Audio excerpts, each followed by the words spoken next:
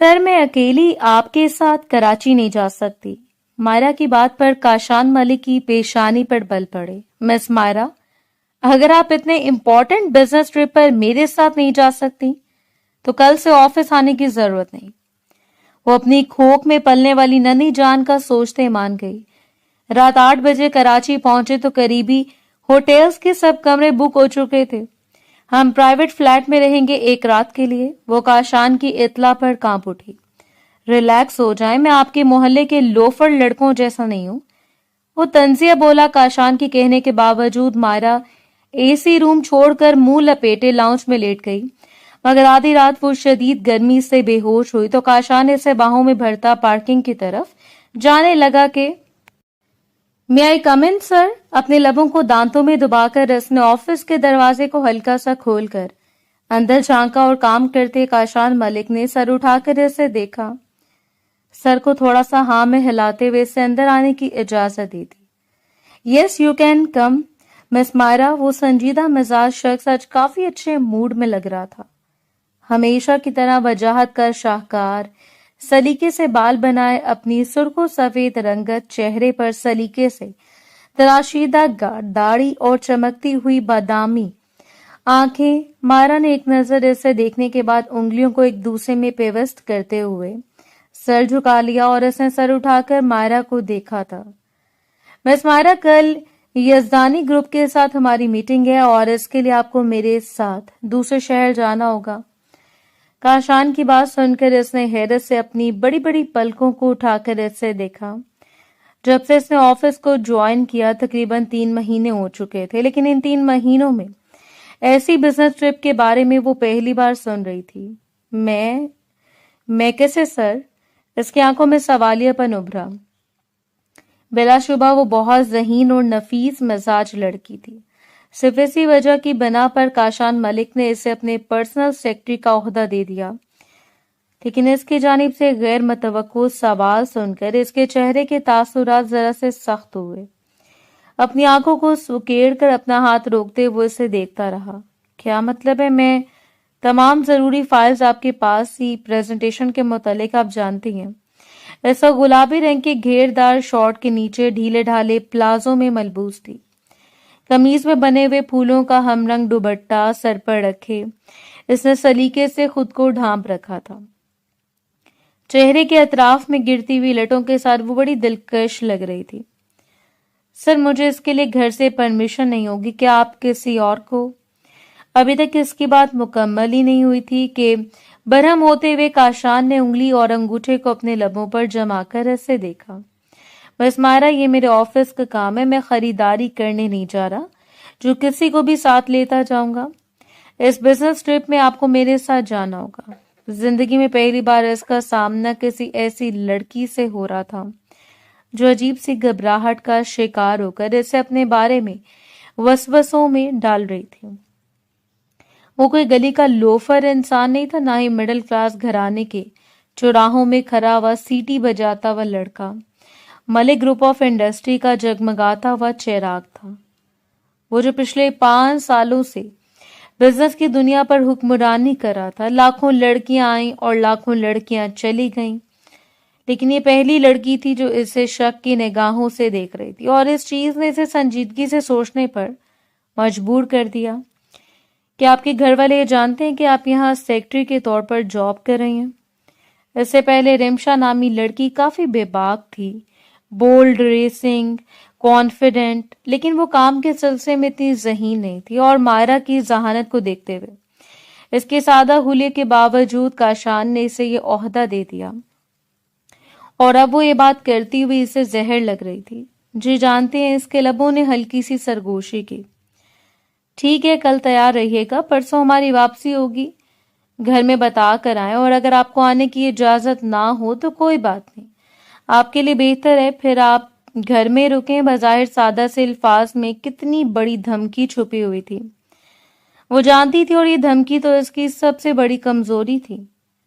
اس job کو چھوڑ دینا اس کے بس میں نہیں تھا۔ اگر اس کے بس میں ہوتا تو خراب طبیعت کے باوجود وہ سڑکوں پر دھکے کھاتی آفس کے چکر نہ لگا رہی ہوتی، بلکہ گھر میں بیٹھ کر آرام سے گھر کی ذمہ داریاں سنبھالتے ہوئے اپنا اور اپنے ہونے والے بچے کا خیال رکھتی۔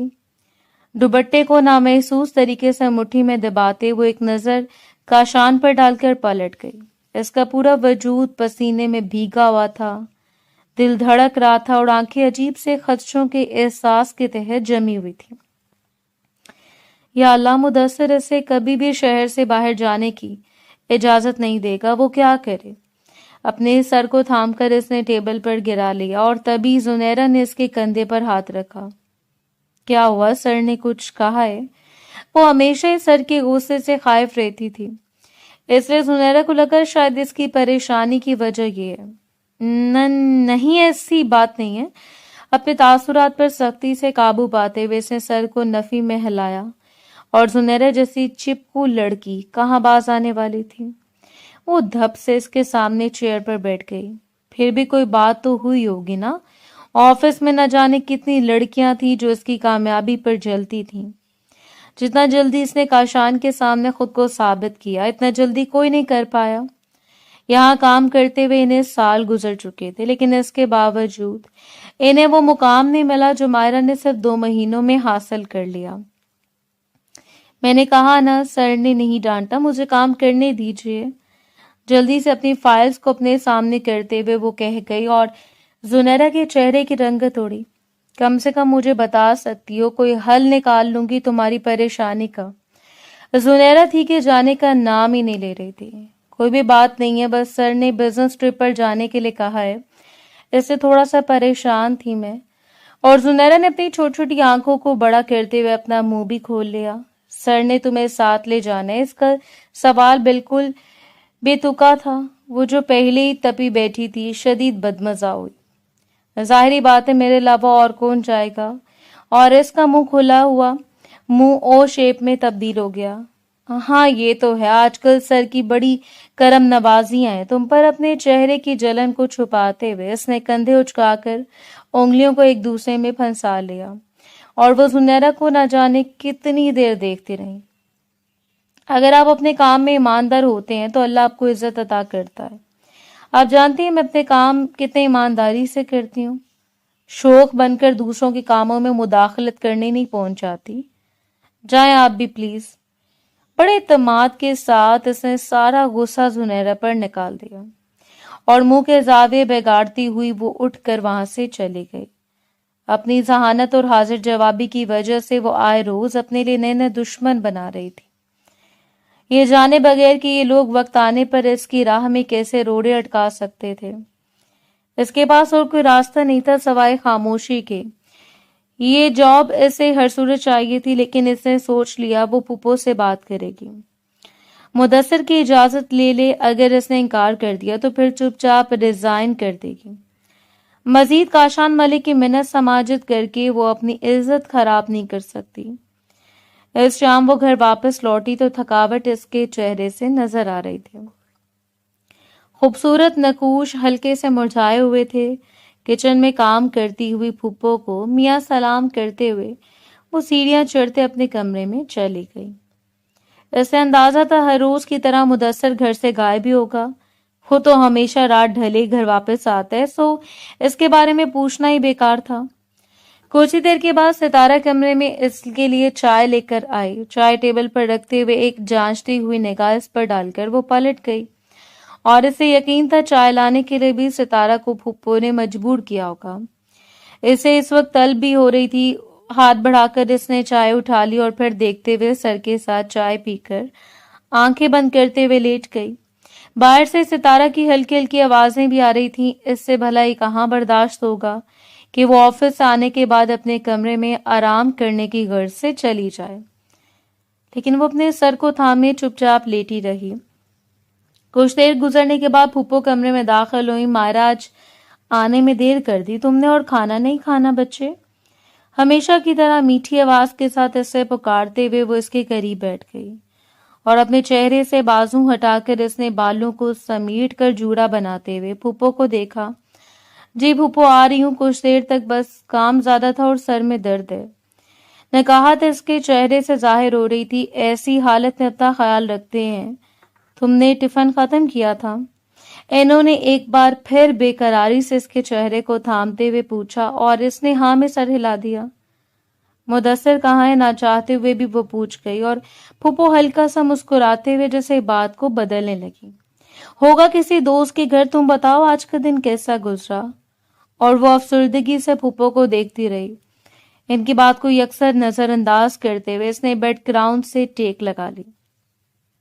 پھوپھو مجھے کل آفس کے کام کے سلسلے میں باس کے ساتھ جانا ہے، ہو سکتا ہے رات باہر گزارنی ہو، بزنس میٹنگ ہے تو مدثر سے اجازت لے کر دے دیں۔ وہ جانتی تھی اگر وہ بات کرے گی تو مدثر بھڑک کر اس کے گلے پڑ جائے گا، اس سے ضروری تھا کہ بات کے دوران پھوپھو اس کا ساتھ دیتی اور وہ کافی دیر اس کا چمکتا ہوا چہرہ دیکھتی رہی۔ کیا یہ بزنس ٹرپ ضروری ہے؟ وہی سوال جس کی سے توقع تھی اور اس نے ہاں میں سر ہلا دیا۔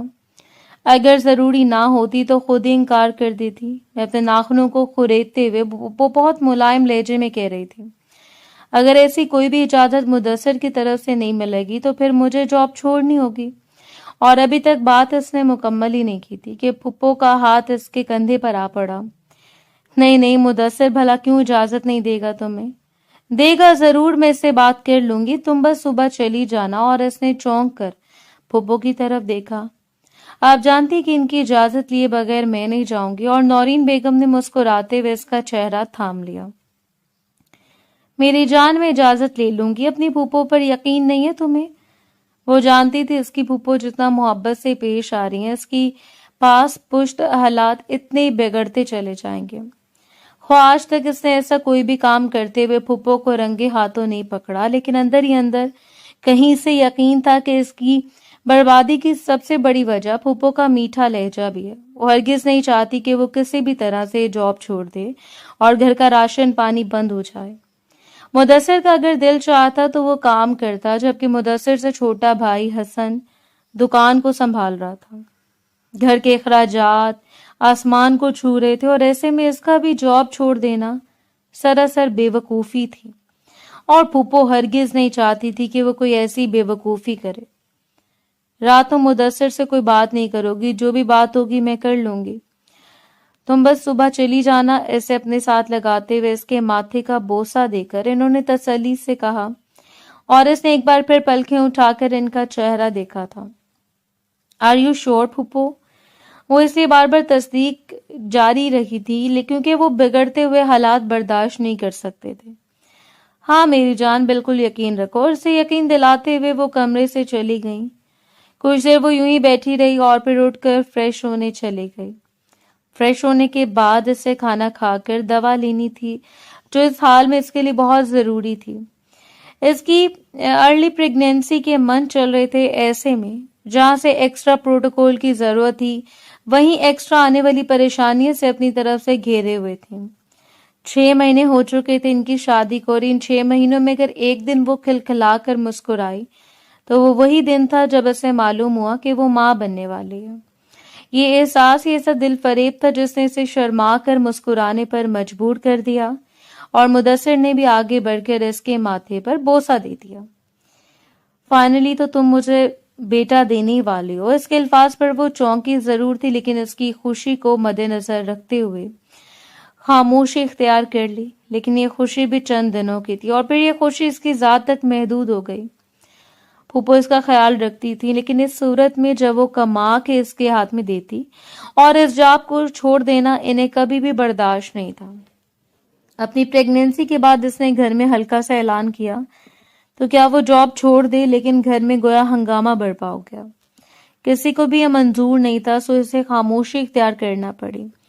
اس کے باپ نے جس گہرے کنویں میں اسے دھکیلا تھا، اب اسے اسی میں زندگی گزارنی تھی۔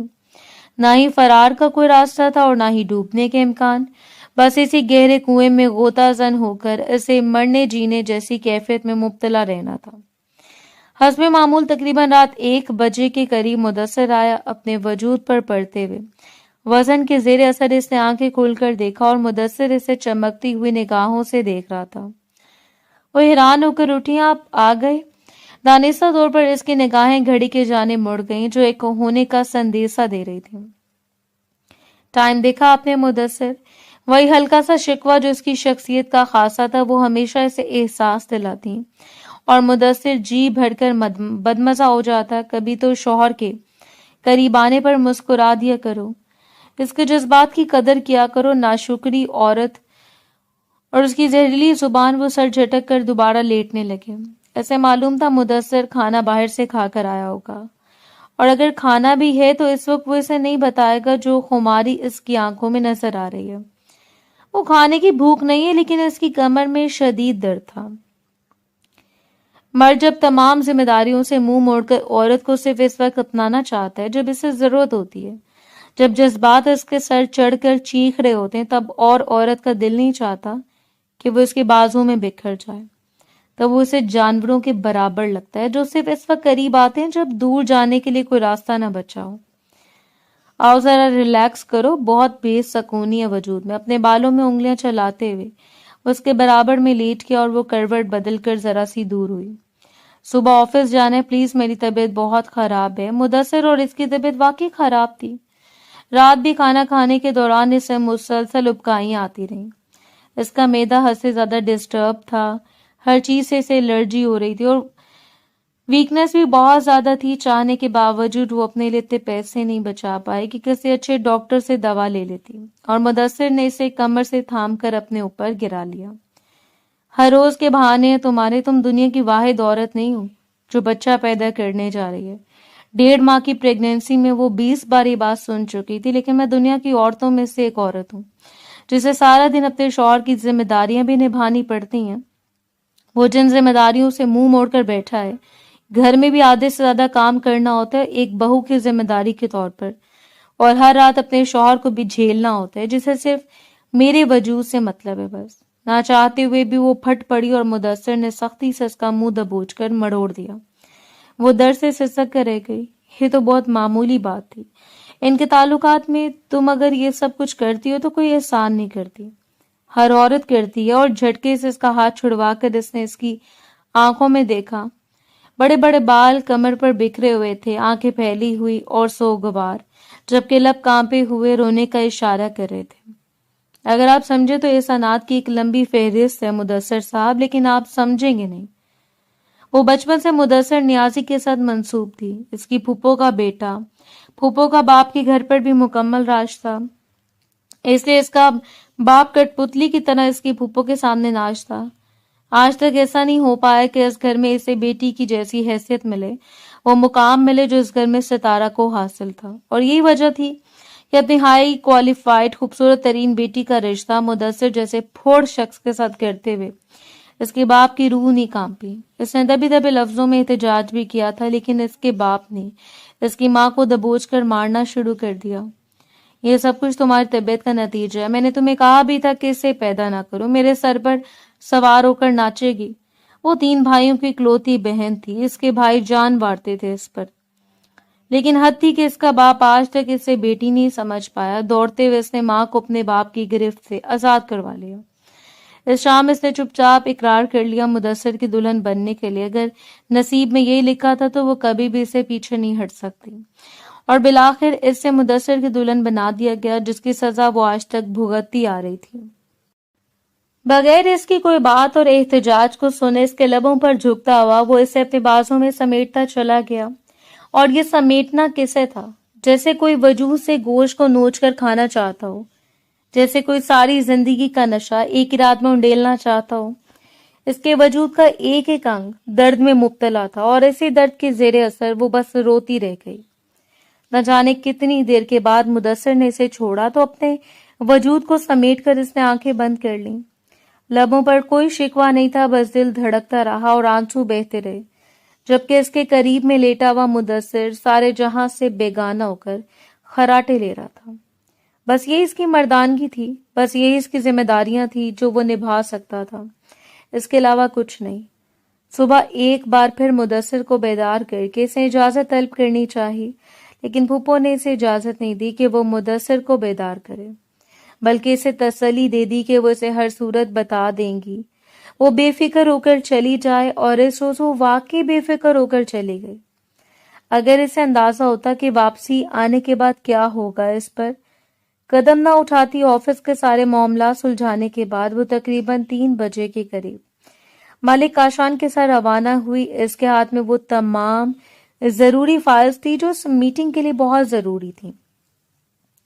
اگلے کانٹریکٹ کے لیے انہیں دوسرے شہر میں یزدانی گروپ کے ساتھ جگہ دیکھنی تھی۔ کچھ ضروری پوائنٹس تھے اور کاشان کبھی بھی اس میٹنگ کو مس نہیں کرنا چاہتا تھا۔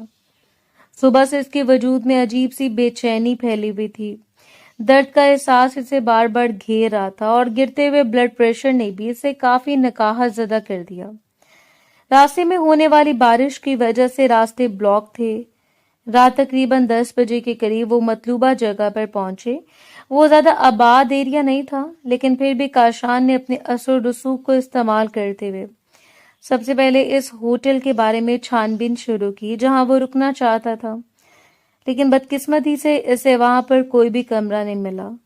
انتظامیہ کا کہنا تھا کہ اگر وہ پہلے کمرہ بک کروا لیتا تو یہ نوبت نہ آتی۔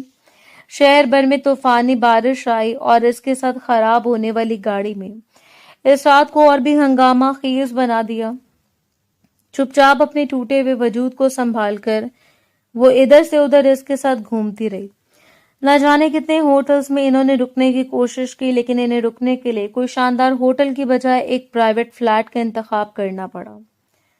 زندگی میں پہلی بار ایسا ہو رہا تھا جب اس سے کام کے آغاز سے ہی ناکامی کا سامنا کرنا پڑا، لیکن اب اس کے علاوہ وہ کوئی چارہ نہیں تھا۔ وہ عجیب کشمکش کا شکار تھی۔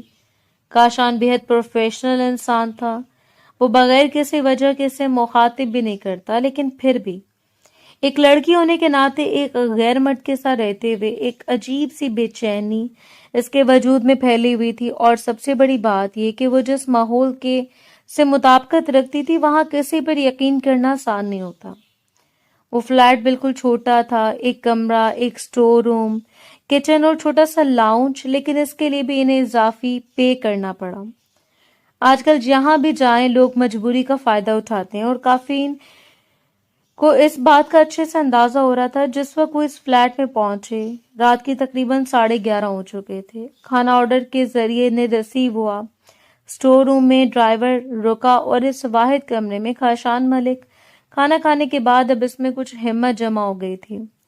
اپنے بالوں کو سنبھالتے ہوئے صوفے کی پشت سے ٹیک لگا کر وہ آنکھیں بند کر کے لیٹی ہوئی تھی جب کاشان کی آواز پر بدک کر اٹھی اور دوپٹہ سینے سے ہوتا ہوا نیچے تک لٹک آیا۔ مقابل نے نہ جانے کتنی دیر اس کے روپ کو دیکھا۔ آج تک وہ اس کے سامنے بالکل پیشہ ورانہ انداز میں کسی روبوٹ کی طرح کام کرتی رہی، جس میں نہ کوئی احساسات ہوتے تھے اور نہ ہی تاثرات، لیکن آج وہ اسے ایک عام سی گھریلو لڑکی لگ رہی تھی۔ بالوں کا جوڑے سے نکلتی ہوئی لٹیں، لمبی سراہی دار گردن میں چمچماتی ہوئی چین، آنکھوں میں سرخ ڈورے اور دوپٹہ سنبھالتی ہوئی وہ لڑکی اس کے لیے دلچسپی کا باعث بنی، لیکن دوسرے لمحے اپنی نظروں کو پھیرتے ہوئے وہ رخ پھیر گیا۔ اگر آپ مناسب سمجھے تو اے سی والے روم میں آ کر لیٹ سکتی ہیں۔ بارش کی وجہ سے موسم بھی عجیب سی گھٹن بن چکی ہے اور یہاں پر رات گزارنا کافی مشکل ہے۔ اس میں سب سے پہلے سٹور روم کا معائنہ کیا تھا، لیکن وہ بھی اس قابل نہیں تھا کہ وہ لڑکی وہاں رک جاتی۔ وہ شدید شرمندگی اور کوفت کا شکار تھا۔ اس کے اجازت بازی کی وجہ سے سارے معاملات خراب ہو گئے اور اس کی سزا اس لڑکی کو بھگتنا پڑی۔ نہیں میں یہیں ٹھیک ہوں، اپنی نظروں کو جھکائے اسے منمناتے ہوئے کہہ دیا، اور ایک بار پھر کاشان اسی احساسات کا شکار ہوا۔ اس کی گھبراہٹ کو دیکھ کر نہ جانے اسے اپنے آپ گلی میں کھڑے ہوئے کسی لوفر شخص کی طرح لگا۔ اپنے ہاتھوں کو پشت پر باندھ کر وہ 2 قدم قریب آیا۔ محترمہ، آپ سمجھتی کیوں نہیں ہے کہ میں ویسا نہیں ہوں جیسا آپ سوچ رکھتی ہیں۔ اس وقت وہ بالکل عام سے حلیے میں تھا، ڈھیلی ڈھالی شرٹ، ٹراؤزر میں بھی وہ دلکش لگ رہا تھا۔ ماتھے پر بکھرے ہوئے بال اور چمکتی ہوئی بادامی آنکھیں، بلا شبہ وہ ایسی پرسنالٹی رکھتا تھا کہ جو بھی اسے دیکھتا ٹھہر کر دیکھتا رہ جاتا۔ حسین اور پرکشش اور سامنے کھڑی ہوئی لڑکی نے چونکتے ہوئے سر اٹھایا۔ میں آپ کو کچھ سمجھنا بھی نہیں چاہتی سوائے اپنے باس کے۔ آپ میرے لیے قابل عزت ہیں، لیکن میں آپ کے ساتھ ایک کمرے میں رات نہیں رک سکتی۔ اس کے ساتھ انکار پر ایک نظر اسے دیکھنے کے بعد وہ پلٹ کر کمرے میں چلا گیا۔ دانت پیس کر اپنے بالوں کو مٹھیوں میں دبوچتے ہوئے وہ بڑبڑا کے رہ گیا۔ عجیب جاہل لڑکی تھی۔ بس ایک بار یہ میٹنگ سکسیسفل ہو جائے وہ بہت جلدی کسی نئی سیکٹری کا انتخاب کر کے اسے ریموو کر دے گا۔ یہ اس کی سوچ تھی جو ان 2 مہینوں میں نہ جانے کتنی بار سو چکا تھا، لیکن پھر بھی وہ نہ جانے اس کی شخصیت میں ایسا کیا تھا کہ وہ چاہنے کے باوجود اسے اس عہدے سے ہٹا کر دوسرے کا انتخاب نہیں کر پایا۔ وہ رات اسے بہت زیادہ الجھن زدہ کر دینے والی رات تھی۔ ایک گرمی، گرتا ہوا بلڈ پریشر اور شاید ٹینشن کی وجہ سے اسے بار بار متلی کا احساس ہو رہا تھا۔ ادھر سے ادھر چکر کاٹتے ہوئے اس نے آدھی سے زیادہ رات گزار دی، لیکن بے چینی تھی کہ بڑھتی جا رہی تھی۔ 2 بار کچن میں جا کر اس نے پانی پیا اور پھر واپس آ کر صوفے پر لیٹ گئی، لیکن آنکھیں بند کرتے ہوئے جیسے وہ ارد گرد سے مکمل طور پر بیگانہ ہو گئی۔ صبح اپنی نیند پوری کرنے کے بعد وہ تقریباً 6 بجے کے قریب بیدار ہوا۔ ناشتہ باہر سے کرنے کا ارادہ تھا، اس لیے جلدی سے تیار ہو کر وہ نیچے آیا تاکہ نیچے والوں کے بارے میں کچھ معلومات حاصل کر سکے، اور وہ سامنے اسے صوفے پر لیٹی ہوئی نظر آئی۔ ایک بازو لڑکھڑا کر فرش سے گرا ہوا تھا، دوپٹے سے بے نیاز وجود کے ساتھ پسینے سے چپکی ہوئی قمیض، بکھرے ہوئے بال۔ دور سے اسے دیکھنے پر اندازہ ہو گیا کہ وہ اس طرح بے پرواہ ہو کر نہیں سو سکتی۔ ضرور کوئی اور مسئلہ تھا، اس لیے اپنے قدموں کو تیزی سے اٹھاتے ہوئے وہ اس کے قریب آیا۔ اس کے نشیب و فراز سے نظریں چراتے ہوئے دوپٹہ اٹھا کر اس کے سینے پر پھیلایا اور پھر نرمی سے اس کے گال کو تھپتھپایا۔ 1 بار 2 بار، لیکن اس کا پورا وجود تپ رہا تھا۔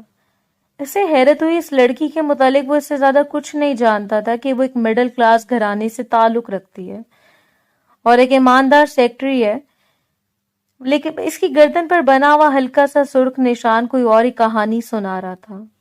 ان ساری چیزوں سے بے پرواہ ہو کر ڈرائیور کو آواز لگاتے ہوئے وہ اسے اٹھا کر باہر کی جانب بڑھا۔ ایسا کو لڑکی اس کے بہت قریب تھی، اس کے سینے سے لگے اپنی خوشبودار سانسوں سے اس کے وجود کو مہکا رہی تھی۔ پہلی بار وہ کسی لڑکی کو اپنے تے قریب پایا اور اس کا دل دھڑکا تھا بڑی شدت کے ساتھ۔ اس نے قریبی ہسپتال میں اسے ایڈمٹ کر دیا۔ عملہ فوری طور پر کام میں آیا۔ وہ بےتابی سے انتظار کر رہا تھا، اگر اس کی طبیعت خراب تھی تو وہ اسے بتا سکتی تھی۔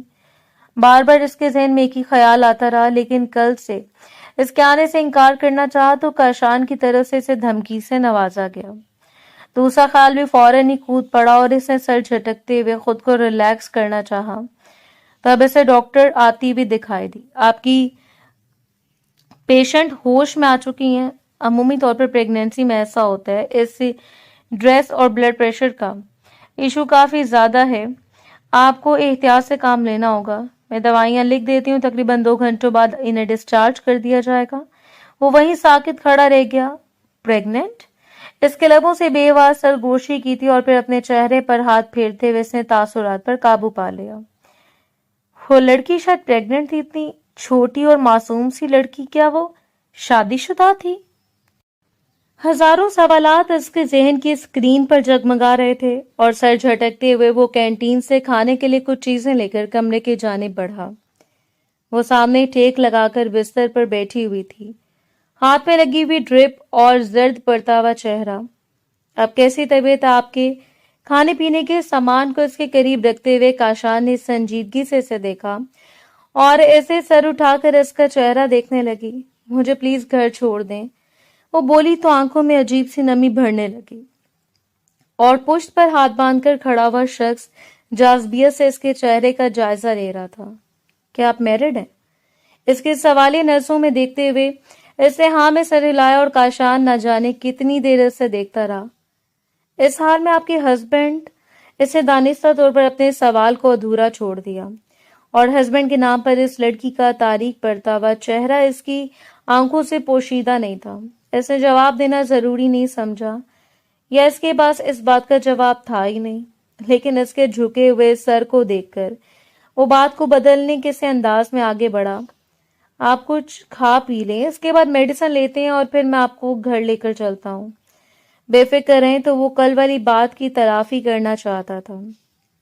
اسے شدت سے یہ احساس ہو رہا تھا کہ وہ لڑکی کتنی مشکل میں تھی، اور خود غرضی کا مظاہرہ کرتے ہوئے وہ اسے اپنے کام کے سلسلے میں گھسیٹ کر یہاں تک لے آیا۔ جو بھی تھا وہ بعد میں نبٹ لیتا، لیکن اس وقت اسے حفاظت سے گھر پہنچانا بہت ضروری تھا۔ اور تقریباً 2-3 گھنٹوں کے بعد गाड़ी वापसी के रास्तों पर रवां दवां थी। वो बस सर झुकाए अपने हाथों को जट पड़ता हुआ देख रही थी। इसकी माँ के अलावा किसी भी फर्द ने कॉल करके इसका हाल अहवाल पूछना जरूरी नहीं समझा। अजीब से मुरझाए हुए चेहरे के साथ टेक लगाकर आंखें बंद करते इसने खुद को खुदा के सपुर्द कर दिया। ऐसा होता है, कभी कभी हालात हमारे मुखालिफ सिमत में खड़े हो जाते हैं और हमें लगता है दी एंड, इख्तिताम हो गया, लेकिन ऐसा नहीं होता। ये तूफान जब थम जाते हैं तो मौसम को निहायत खुशगवार कर देता है। तब ठंडी हवाएं हमारे जिस्म से टकराती हैं और हमें खिलखिला कर मुस्कुराने पर मजबूर कर देती हैं।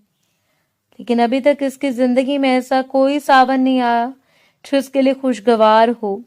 नहीं जानती थी कि घर जाने के बाद कौन सी कयामत इसकी मुंतजर है। काशान रास्ता भर खामोश रहा। हाँ, लेकिन मिरर के जरिए वो बार बार इसके चेहरे का जायजा लेता रहा। इस लड़की की मौजूदगी में न जाने क्यों वो बेचैन सा हो रहा था। बार बार इसके चेहरे को देखता अजीब से इस्तराब का शिकार था। वो इसे पूछना चाहता था कि इसकी सोगवार आंखों में के बारे में, इसके पेट में पलती हुई नन्ही सी जान के बारे में, इसके लबों की खामोशी के बारे में, लेकिन इसे मालूम था वो इसे कुछ भी नहीं बताएगी। सो खामोशी के अलावा और कोई चारा भी नहीं था। इसकी बताई हुई जगह पर इसे ड्रॉप करके वो गाड़ी मोड़कर चला गया। ये तकरीबन दोपहर का वक्त था। सारी फाइल जिसके बैग में मौजूद थी, अपने बैग को संभालती, अपनी शॉल को दुरुस्त करती, वो घर की जानिब बढ़ने लगी। छोटी गलियों से गुजरकर वो जिस वक्त घर में दाखिल हुई, सुकून की सांस खारिज करते हुए से शॉल को कंधों से हटा दिया। छोटे से सहन को अबूर करते हुए वो अंदर दाखिल हुई। सामने लाउंज में मुदस्सिर आड़ा तिरछा लेटा हुआ था। गैर मुतवक्किल तौर पर वो घर में मौजूद था, वरना तो वो घर में कम ही दिखाई देता। इसके करीब सितारा बेटी कुछ खा पी रही थी और हमेशा की तरह किचन में काम करती हुई नौरीन बेगम की बुलंद बाला आवाजें इसके कानों से टकरा रही थीं। अब सिमट कर घर में बैठे बेहतर है कि बाहर जाकर अपनी बीवी का पता करो। हद होती है, रात से माँ से जिद लगाई हुई है तुमने कि मैंने ऐसे क्यों जाने दिया। अगर इसे तुम्हारा डर होता तो कदम बाहर निकाल कर दिखाती। वो वहीं साकित खड़ी रह गई। इसे अंदाजा नहीं था कि इसके पीछे ये जहर घोला जा रहा है।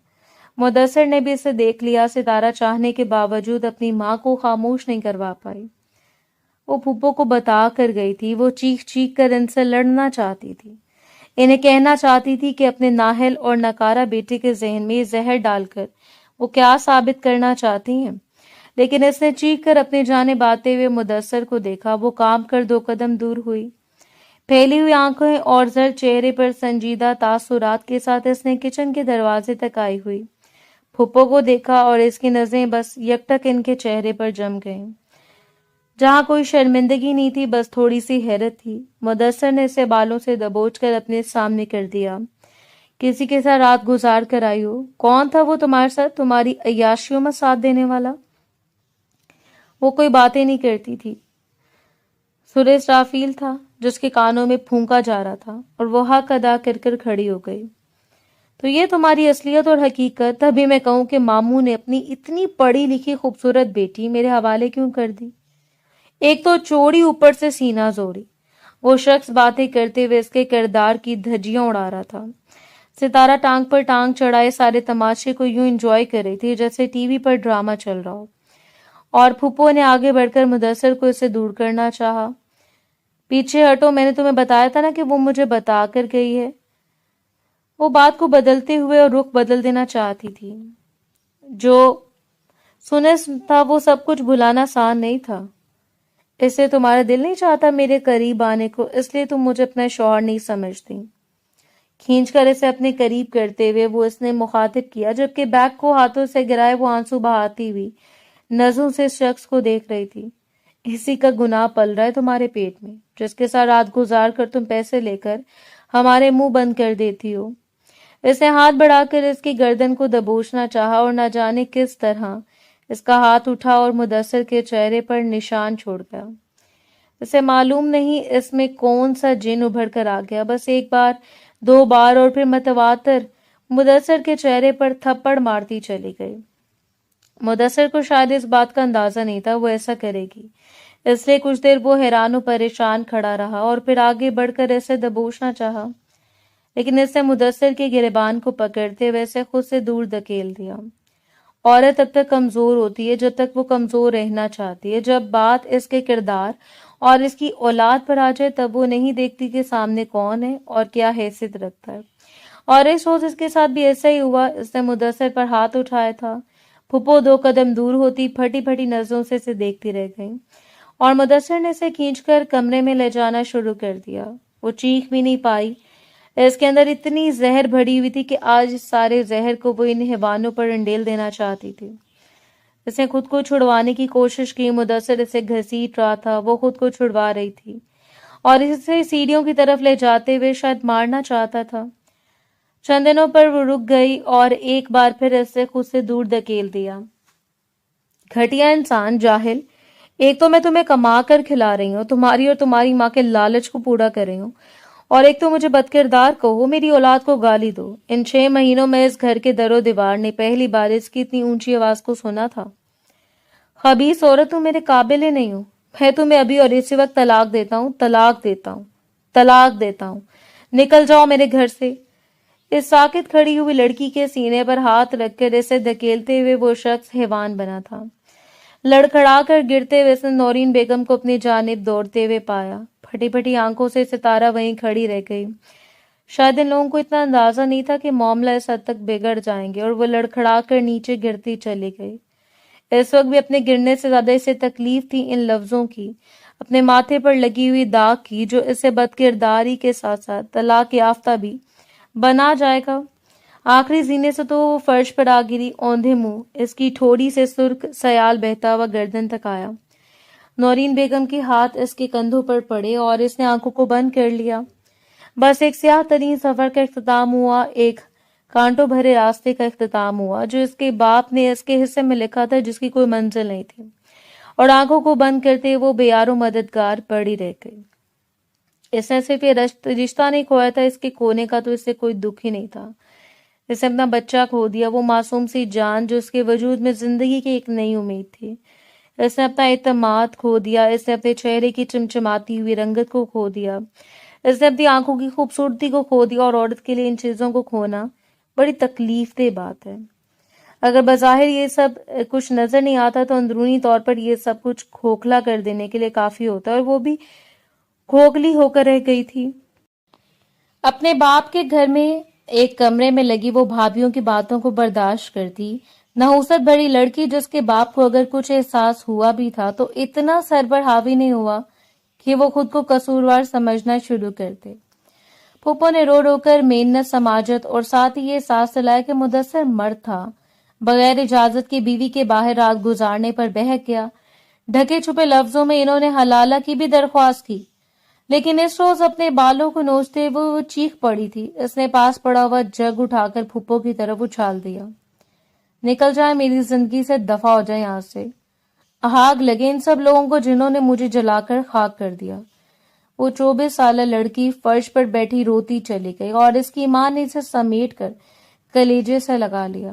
سب کو معلوم ہو چکا تھا وہ جس تکلیف سے گزر رہی تھی، اس تکلیف کا ازالہ اتنی جلدی ممکن نہیں، اس لیے اس کے باپ نے بھی خاموشی اختیار کر لی۔ لیکن یہ خاموشی ایک بار پھر طوفانی شکل اختیار کر گئی جب ایک طویل عرصے کے بعد اس روز وہ ایک بار پھر اس کے دروازے پر آ کھڑا ہوا۔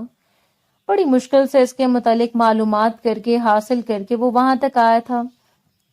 اس رات کے بعد اس کا اچانک غائب ہو جانا، اس علاقے سے پوچھ گچھ کر کے وہ مدثر کے دروازے تک تو گیا، لیکن مدثر نے اس کا گریبان پکڑ لیا۔ تو تم تھے جس کے ساتھ اس نے راتیں گزاری، اور مدثر کو ایک گھونسے کی مدد سے دور اچھالتے ہوئے وہ اس کے سینے پر اپنا پاؤں رکھ کر کھڑا تھا۔ آج کے بعد بات کرتے ہوئے 1000 مرتبہ سوچنا ملک کا شان تمہارے جسم سے داخل ہو کر تمہاری روح سے نکل جائے گا۔ اس بد لحاظ شخص نے نہ ہی اس کا پتہ دیا اور نہ ہی وہ اس تک پہنچ پایا، لیکن مدثر کی باتوں سے اسے اندازہ ہو گیا تھا کہ مدثر اس کا نام و نہاد شوہر تھا جو اسے طلاق دے چکا تھا۔ وہ کہاں گئی ہوگی، اس کا حمل، وہ کس اذیت سے گزر رہی ہوگی، اسے کچھ معلوم نہیں تھا، لیکن اندر ہی اندر ایک گلٹ تھا۔ وہ ایک بار اس سے بات کرنا چاہتا تھا۔ سامنے صوفے پر وہ سر جھکائے بیٹھی تھی، مرجھائی ہوئی رنگت۔ ان 5 مہینوں نے اسے کیا سے کیا بنا کر رکھ دیا، ہلکا سا بڑا ہوا وزن، ویسے سوگوار آنکھیں اور لبوں پر خاموشی. آپ کی فائل ابھی تک میرے پاس موجود ہے، اگر آپ چاہیں تو لے جا سکتے ہیں. معذرت کرتی ہوں کہ میں انہیں واپس نہیں کر پائی. وہ ہمیشہ سے ایسی تھی، اپنی ذمہ داریوں کو نبھانے والی، نہ کہ ان سے روگردانی کرنے والی. میں بہت الجھن میں ہوں. مجھے اس بات کا افسوس ہے کہ آپ نے اتنا بچہ کھو دیا اور آپ کی زندگی میں اتنا بڑا ہنگامہ ہوا. وہ نظریں جھکائے اپنے جوتوں کو گھورتا رہا، جبکہ سامنے بیٹھی ہوئی لڑکی نے سر اٹھا کر اسے دیکھا تھا. اس کا افسوس کرنے کے لیے میں کافی ہوں، آپ کو اس کی ضرورت نہیں ہے ملک صاحب. خداحافظ کہتے ہوئے وہ چپ چاپ اس کے سامنے سے اٹھ کر چلی گئی. اب مزید وہ اپنے لیے کوئی الزام نہیں سن سکتی تھی. اسے معلوم تھا اس دنیا میں اس کا جینا دوبھر ہو جائے گا. ملازمہ کے ہاتھوں سے تمام ضروری کاغذات بھجوا دیے. اسے اس روز وہ ساری ضروری کاغذات تو لے لی گیا، لیکن اپنی بے حد قیمتی چیز وہیں چھوڑ کر آیا تھا. وہ جو آج تک اس نے کسی کو دینے کا ارادہ نہیں کیا، شاید خدا نے وہ چیز اس لڑکی کی جانب موڑ دی تھی، اور وہ اس کا دھڑکتا ہوا دل تھا جو اب مائرہ صدیق کے نام تھا. ٹھنڈی ٹھار ہوا اس کے کسرتی وجود سے ٹکرا کر اس کی ہڈیوں میں سرایت کرتی جا رہی تھی. ٹھنڈی ہوا کے جھونکے شاید اس کی بےتابی کو کم نہیں کر پا رہے تھے.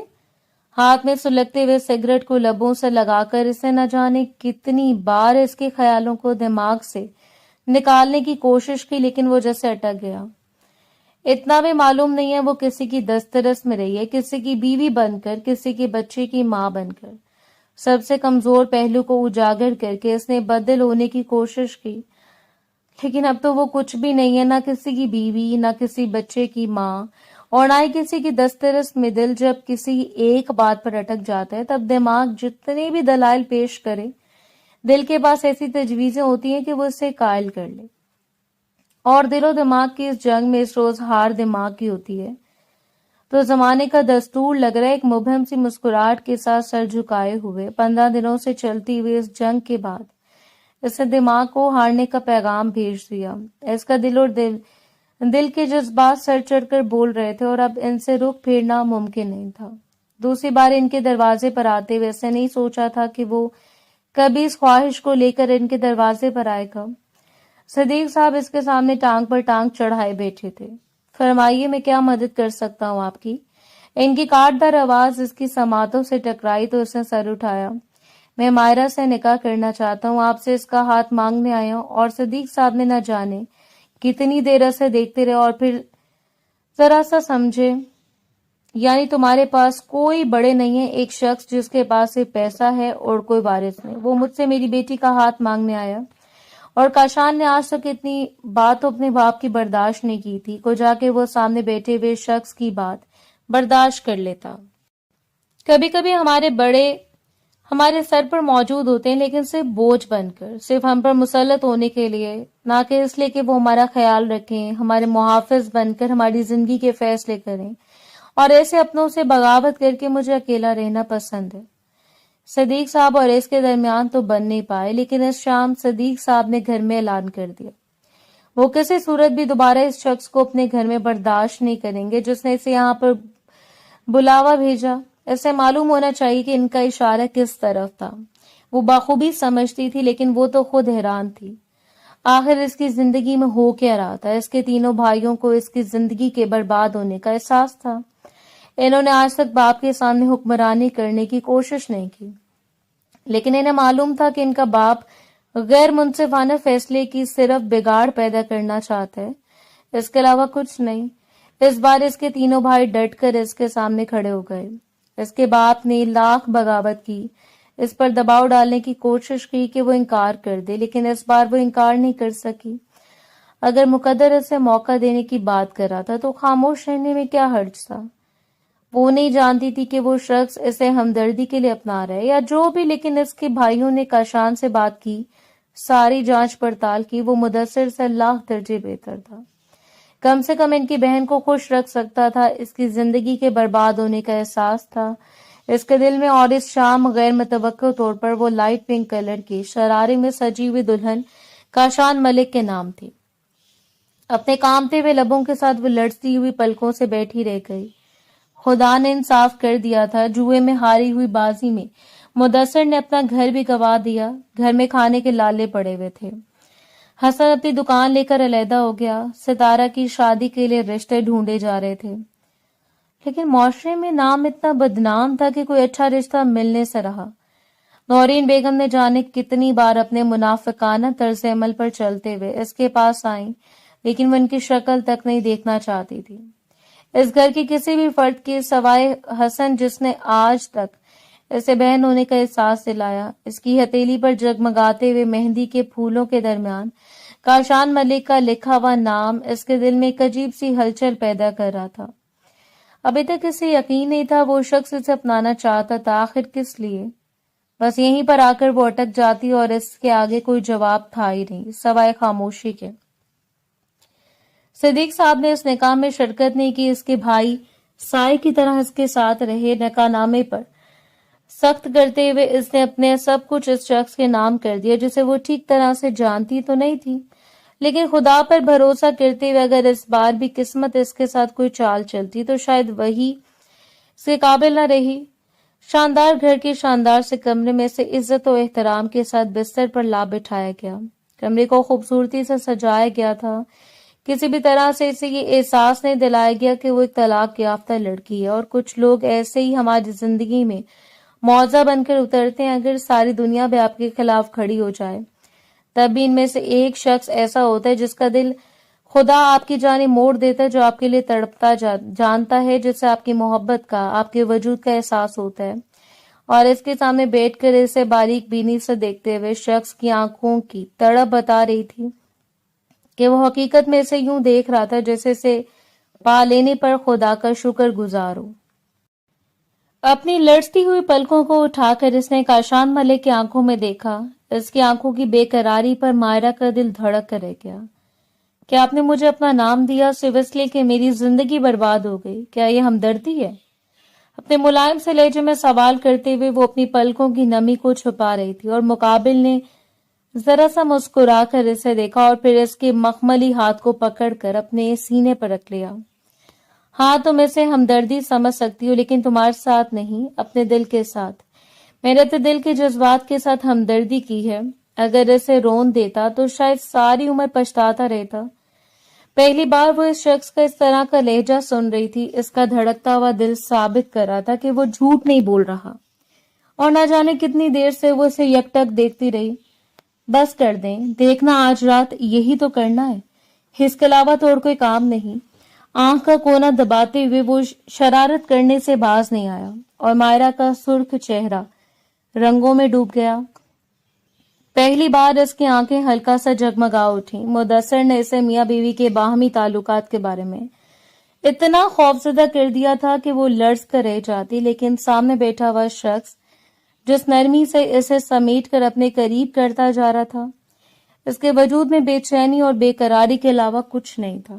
اس کے سینے پر سر رکھتے ہوئے وہ رو پڑی اور باری باری اس کی پلکوں پر لب رکھتے ہوئے کاشان نے نرمی سے اپنے لب اس کے لبوں سے جوڑ دیے. وہ رات سرگوشیاں بھری رات تھی، وعدے بھری رات، قسمیں بھری رات، اور اس رات کاشان ملک نے اپنا آپ اس پر نچھاور کرتے ہوئے اسے احساس دلا دیا کہ وہ واقع اس کی محبت ہے. ماضی کا کوئی بھی ذکر کیے بغیر وہ نرمی سے اس کے وجود میں سرایت کرتا جا رہا تھا اور بکھر کر آنکھیں بند کرتے ہوئے وہ اس کے بازو میں بگڑتی رہ گئی. مجھے ساری زندگی اسی طرح چاہ سکیں تبھی اتنی چاہت نچھاور کریں، وگرنہ میں ٹوٹ کر بکھر جاؤں گی. اس نے اپنا اندیشہ بیان کیا تھا اور مقابل نے محبت سے مسکرا کر اسے دیکھا. میں وعدہ تو نہیں کر سکتا، لیکن مجھے یقین ہے تم کم سے کم میرے دل میں اپنی محبتوں کو کم نہیں کرنے دو گی. اس دنیا میں تمہارے علاوہ وہ شاید ہی میں نے کسی کو اپنا مخلص مانا ہو، اور مجھے یقین ہے کہ اس مخلصی کو تم نہیں توڑو گی. جنون سے اس پر نچھاور ہوتے ہوئے وہ اس کی سانسوں کو بہکاتا جا رہا تھا. گرم تپش دیتی ہوئی سانسیں، بےتابی اور دھڑکتے ہوئے دل، پھیلے ہوئے وجود کی خوشبو. وہ حسین رات تھی، وصل کی رات، اور اس رات کی حسین خیزیوں سے متعارف ہوتی ہوئی لڑکی اپنے پروردگار کی شکر گزار تھی. مقابل نے نرمی سے اسے سمیٹ کر اپنے سینے میں پیوست کر لیا. دو دل دھڑکتے چلے گئے. چاندنی گواہ تھی اس بات کی. کیا بنے ایک دوسرے سے جدا کوئی نہیں کر سکتا، کوئی بھی نہیں، کیونکہ ان دو دلوں میں محبت ڈالنے والی ذات پروردگار کی ہے، اور خدا کے فیصلوں کے سامنے سر اٹھانا کسی کے بس کی بات نہیں ہوتی۔ ان 2 دنوں کے اندر اندر اسے لگنے لگا کہ زندگی اسے تو اب اپنا متعارف ہوئی ہے۔ زندگی اتنی حسین ہو سکتی ہے، اس بات کا اسے بالکل بھی اندازہ نہیں تھا۔ اس دن بھی کچن کے معاملات ملازمہ کے سپورٹ کر کے وہ باہر آئی۔ فریش ہونے کے بعد ہلکے نیلے رنگ کا کامدار سوٹ پہن کر اس نے بالوں کو سنوار لیا۔ یہ رنگ کاشان کا پسندیدہ رنگ تھا۔ ہر شام وہ اس کے لیے گلابوں سے بنے ہوئے گجرے لے کر آتا، جن کی خوشبو سے معطر ہو کر وہ اس کے وجود میں سمٹ جاتی۔ داخلی دروازے سے اندر آنے والی عورت کو دیکھ کر وہ سیڑھیوں پر کھڑی رہ گئی۔ وہ اسے پہچانتی نہیں تھی، لیکن اس کے چہرے کی رونق اور مغروری بتا رہی تھی کہ وہ عورت اسے جانتی ہے۔ لائٹ گرے کلر کی ساڑی میں اس کا جگمگاتا ہوا وجود، ڈیسنٹ میک اپ اور ہاتھ میں مہنگا کلچ، اس عورت نے سر سے پیر تک اسے دیکھا۔ تو تم کاشان کی بیوی، وہ بڑی باریک بینی سے اس کا جائزہ لے رہی تھی، اور مائرا سمجھ نہیں پائی کہ اسے کیا کہنا چاہیے۔ آپ؟ اس نے سوالیہ نظروں سے انہیں دیکھتے ہوئے بات کو ادھورا چھوڑا۔ کاشان نے تو نہیں بتایا اس کی ماں ہوں میں۔ اس سے پہلے کہ وہ عورت مزید کچھ کہتی، داخلی دروازے سے کاشان اندر داخل ہوا، بازو پر کوٹ ڈالے مسکراتا ہوا، اور اندر کھڑی ہوئی عورت کو دیکھ کر اس کی مسکراہٹ سمٹ گئی۔ وہ خوش دلی سے آگے بڑھ کر ان کے گلے لگا اور پھر پلٹ کر مائرا کو دیکھا، لیکن اس سے پہلے کہ وہ تعارف کرواتا، اس عورت کی چلتی ہوئی زبان نے ماحول کو تناؤ کا شکار کر دیا۔ تو آخر وہی ہوا جس کا تمہیں ڈر تھا۔ ایک مڈل کلاس لڑکی نے تمہیں اپنے بہکاوے میں گھیر ہی لیا۔ انہوں نے مائرا کے ہونے کا بھی لحاظ نہیں کیا، اور اس کے چہرے کی رنگت لمحے بھر میں ہزار پڑ گئی۔ کاشان نے پلٹ کر اسے نہیں دیکھا تھا۔ ہم بیٹھ کر بات کرتے ہیں، اور پلیز بات کرتے ہوئے اتنا دھیان کیجیے کہ آپ میری بیوی کے بارے میں بات کر رہے ہیں۔ اس بار اس کا لہجہ بھی سنجیدہ تھا۔ اوہ پلیز کاشی، یہ مڈل کلاس خوبصورت لڑکیاں اس لیے تو اتنا سچ سمجھ کر معصومیت کا ناٹک کرتے ہوئے دوسروں کی زندگیوں میں آتی ہیں تاکہ ٹھاٹ بھاٹ سے رہ سکیں۔ موم پلیز اپنی زبان کو سنبھال کر بات کیجیے۔ میرے معاملات میں مداخلت کرنے سے میں نے آپ کو اور ڈیڈ کو منع کر رکھا ہے۔ اس کی بات کا اثر کچھ ایسا تھا کہ نازش بیگم کو خاموش اختیار کرنا پڑی، لیکن ان کے چہرے کی مغروری بتا رہی تھی کہ انہیں یہ سب کچھ ایک آنکھ نہیں بھا رہا۔ وہ پلٹا اور پلٹ کر مائرا کے پہلو میں کھڑا ہوتے ہوئے اسے اپنے ساتھ لگا لیا۔ یہ مائرا کاشان ملک ہے، میری بیوی، اور ہمیشہ رہے گی۔ اگر کسی کو پسند ہے تو وہ اس گھر میں قدم رکھے، اور اگر نہیں پسند تو وہ جا سکتا ہے، مجھے کوئی پرواہ نہیں۔ نازش بیگم نے کاٹدار نظروں سے ان دونوں کو دیکھا اور پھر پلٹ کر ہیل کی ٹک ٹک کرتے ہوئے گھر سے باہر چلی گئی۔ اپنے آنسو بھری آنکھوں کو چھپکتے ہوئے اس نے سر اٹھا کر کاشان کو دیکھا تھا، اور کاشان نے جھک کر اس کے ماتھے پر لب رکھ دیے۔ ایسے نازش بیگم کے رویے کی شرمندگی تھی، لیکن اس میں اس کا کوئی قصور نہیں تھا۔ نازش اسے ہمیشہ سے اپنی ماں سمجھا، لیکن بدقسمتی سے وہ کبھی بھی ماں نہیں بن پائی۔ وہ ہمیشہ اس کے لیے ایک سربراہ کی حیثیت رکھتی تھی جو اسے اپنی مرضی سے چلانا چاہتی ہے، اور کاشان ملک آج تک کسی کی مرضی سے نہیں چل پایا، سو اس نے اپنے راستے الگ کرتے ہوئے بغاوت کر لی۔ آج بھی وہ اگر اس کے گھر آتے تو وہ عزت و اکرام کرتا، لیکن مداخلت کی اجازت نہیں، ہرگز بھی نہیں تھی۔ اس کے دونوں ہاتھوں کو تھام کر گھٹنوں کے بل اس کے سامنے بیٹھتے ہوئے مقابل نے باری باری اس کے ہاتھوں کی پشت پر لب رکھے۔ جو کچھ انہوں نے تم سے کہا اس کے لیے میں معافی مانگتا ہوں۔ وہ معافی مانگ رہا تھا، اور مائرا نے تڑپتے ہوئے اس کے سامنے بیٹھ کر اس کے گلے میں بازو ڈال دیے۔ وہ اتنے حسین شخص کو اپنے سامنے معافی مانگتے ہوئے نہیں دیکھ سکتی تھی، جبکہ مائرا کی جلد بازی پر مسکراتے ہوئے اسے اپنے سینے سے لگا گیا۔ اس کے چہرے کو ہاتھوں کے پیالے میں بھر کر وہ سرگوشیاں کرتے ہوئے اس کے لبوں پر جھکتا چلا گیا۔ ان کی زندگی میں کبھی کوئی تیسرا آ ہی نہیں سکتا تھا، اور نہ ہی وہ کسی کو اجازت دے سکتا تھا۔ اتنی ہرگز نہیں۔ ہماری زندگی اس وقت بگاڑ کا نشانہ بنتی ہے جب کوئی تیسرا ہماری زندگی میں مداخلت کرتا ہے، جس کی اجازت ہم خود اسے دیتے ہیں۔ کوشش کیا کریں اپنے معاملات خود سلجھائیں، اور ان معاملات میں اپنے پروردگار پر کامل یقین رکھیں۔ یقین کیجئے کوئی جانتا ہے یا نہیں جانتا، لیکن وہ سب کچھ جانتا ہے، دیکھتا ہے اور سنتا ہے۔ بے شک اگر ہماری سٹوری آپ کو پسند آئی ہو تو فیڈ بیک لازمی شیئر کریں۔ شکریہ۔